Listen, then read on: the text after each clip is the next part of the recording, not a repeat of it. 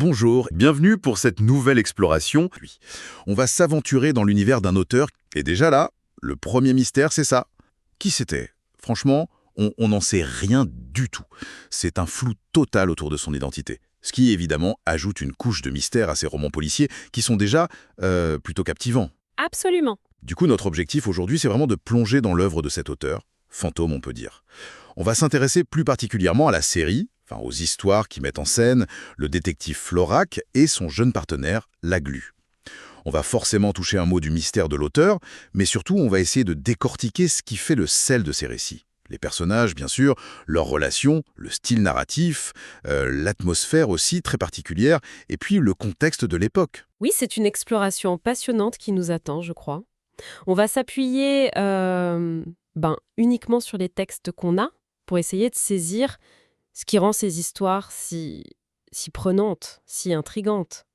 C'est une invitation en quelque sorte à découvrir ou redécouvrir un pan peut-être un peu oublié du roman policier français, un monde où l'énigme est reine, même si, ironiquement, l'auteur lui-même reste une énigme complète. Commençons par là, justement. C'est quand même fou, ce vide total. Aucune info biographique un peu sérieuse. Rien. Un pseudonyme. Oui, très certainement. Très probable, oui. Mais derrière qui? Un homme? Une femme? Plusieurs personnes?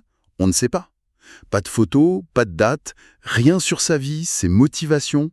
C'est presque une mise en abîme du mystère, non? Comme un choix délibéré de s'effacer derrière l'œuvre. Tout à fait. Cet effacement, ou en tout cas ce manque criant d'informations, ça donne forcément une aura supplémentaire au texte même. Et concernant l'œuvre, il y a un point intéressant à noter. Ah ouais? C'est que les aventures de Florac et la Glu, elles n'ont pas été, à l'origine, publiées comme une série bien définie, avec un titre de série, etc.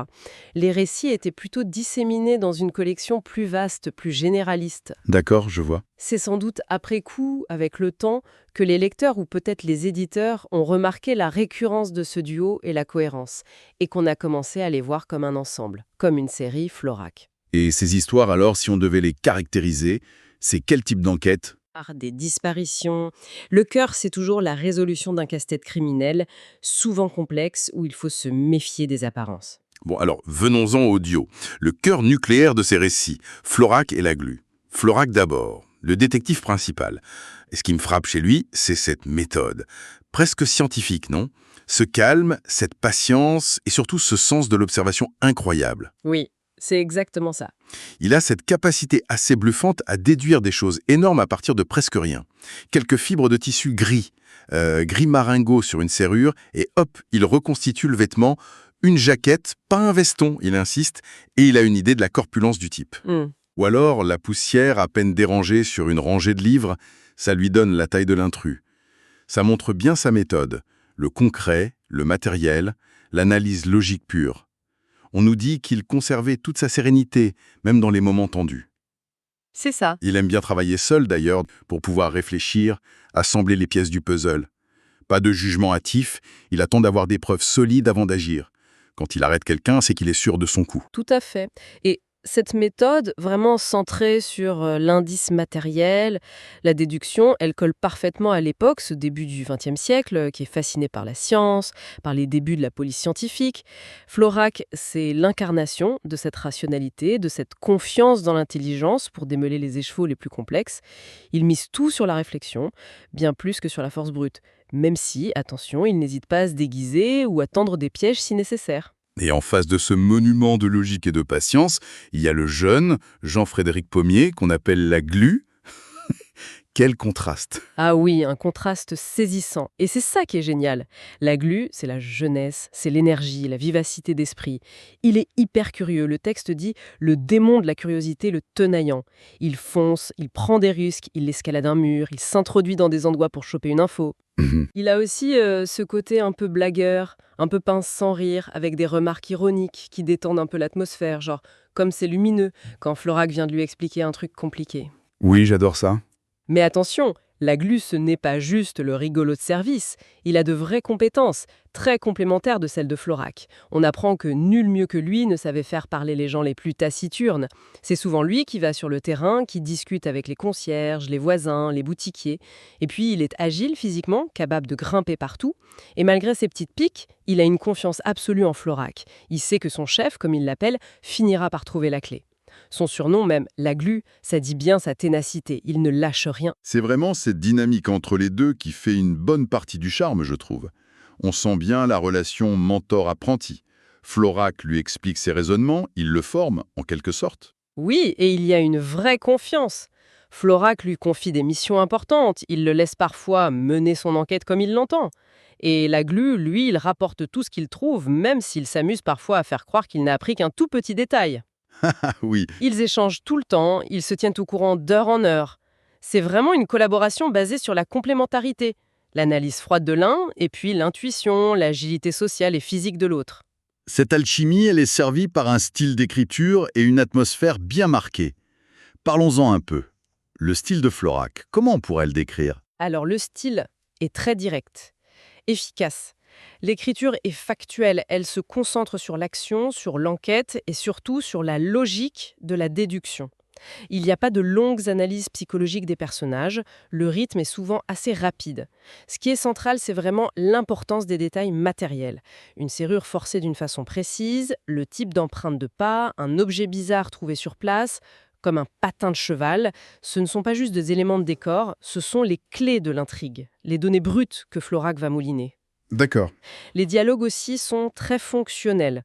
Ils servent à faire avancer l'enquête, que ce soit les interrogatoires menés par Florac, ou des conversations surprises entre complices, ou même les plaisanteries de la glu qui révèlent son caractère. Et ça nous amène à l'atmosphère générale.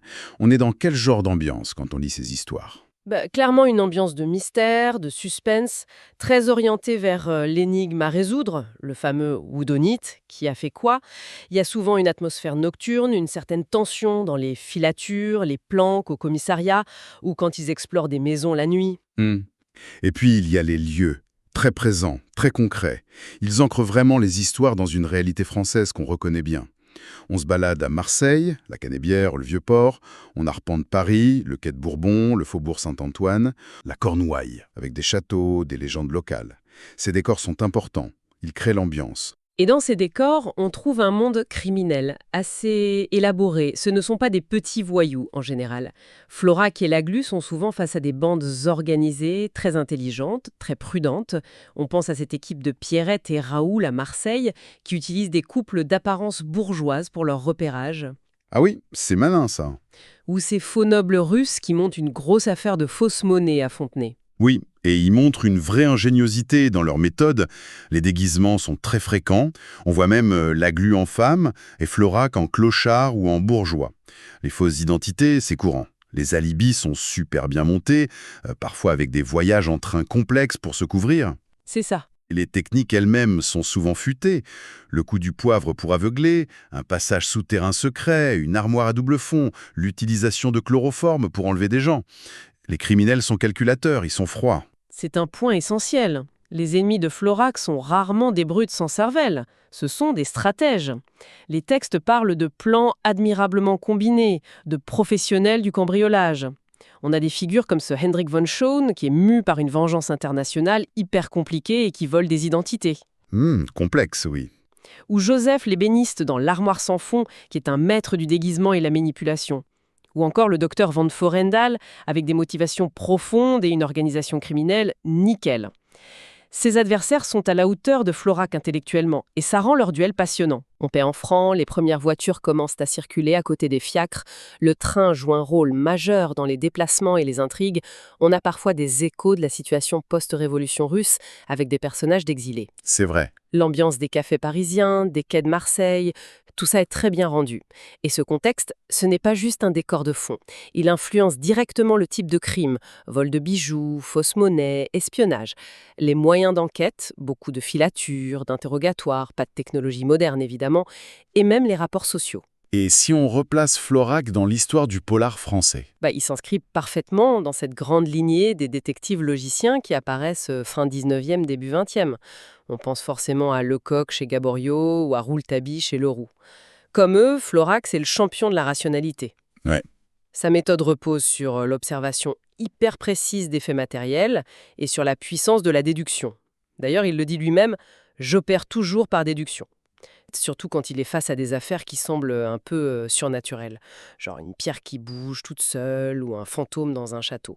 Florac cherche toujours et trouve toujours une explication logique, rationnelle. On est encore assez loin de l'exploration psychologique du criminel que fera Siménon un peu plus tard. Là, c'est vraiment le triomphe de l'analyse logique sur le désordre apparent du crime. Passionnant, vraiment. Alors, pour résumer un peu notre plongée, on a donc effleuré ce mystère de l'auteur, l'inconnu total. On a rencontré ce duo formidable, Florac, le cerveau méthodique, et Laglu, son partenaire vif et plein de ressources, unis par une belle complémentarité. On a parlé de ce style direct, très axé sur l'énigme, l'importance des indices matériels. On s'est un peu imprégné de cette atmosphère de suspense, avec des criminels souvent très malins, dans une France du début du XXe siècle bien plantée, et on a vu comment Florac s'inscrit dans cette tradition du détective logicien. Oui, et peut-être qu'on peut laisser nos auditeurs avec une petite question, une dernière énigme pour la route. Qu'est-ce qui fait, au fond, qu'on est toujours autant séduit par ces figures de détectives, si cérébraux, si attachés à la logique pure, face à des crimes souvent tordus, parfois même un peu étranges? Est-ce que c'est juste la satisfaction de voir l'intelligence remettre de l'ordre, une sorte de réconfort à l'idée que la raison peut tout expliquer? Ou est-ce que c'est aussi le plaisir intellectuel, presque ludique, de suivre pas à pas le raisonnement, de se laisser guider dans la résolution d'une énigme bien ficelée, même si, et c'est là toute l'ironie, celui qui a inventé toutes ces énigmes reste, lui, un mystère complet.